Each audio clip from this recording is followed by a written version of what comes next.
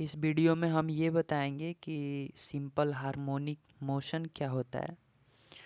Simple harmonic motion जो waves इनमें include होता है, और सिंपल हार्मोनिक मोशन क्या होता है इस पे कंसीडर करेंगे।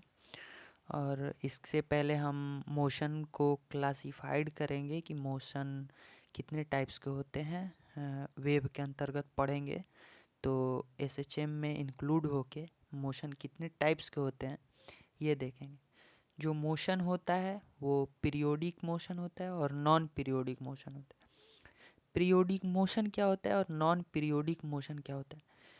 पीरियोडिक मोशन वो होता है कि जो एक फिक्स टाइम इंटरवल के अंतर्गत, जो एक फिक्स टाइम इंटरवल के अंतर्गत बार बार एक ही गति को, मतलब एक ही मोशन को वो बार बार रिपीट करे, तो उस मोशन को पीरियोडिक मोशन कहते हैं।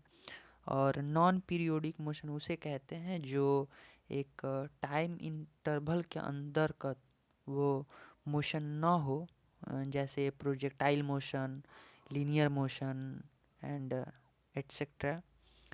अब हम पीरियोडिक मोशन में ऑसिलेशन और नॉन ऑसिलेटरी मोशन के बारे में समझेंगे कि ऑसिलेशन क्या होता है और नॉन ऑसिलेटरी मोशन क्या होता है। देखिए, पीरियोडिक मोशन क्या होता है, यहाँ दो चीज़ एग्जाम्पल लेंगे। एक अर्थ का मूविंग सिस्टम और एक पेंडुलम का मूविंग सिस्टम।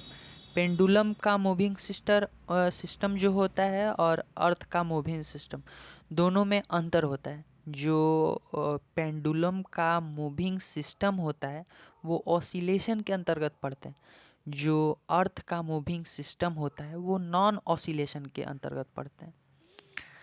इसमें ऑसिलेशन में इंक्लूड होता है सिंपल हार्मोनिक मोशन।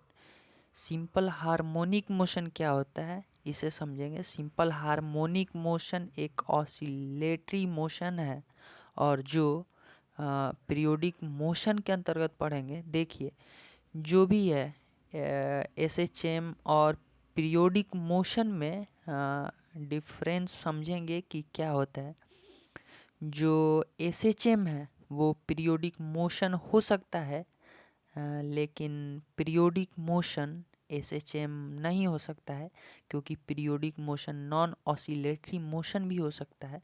तो यहाँ आसानी से आप समझे होंगे कि पीरियोडिक मोशन और सिंपल हार्मोनिक मोशन क्या होता है।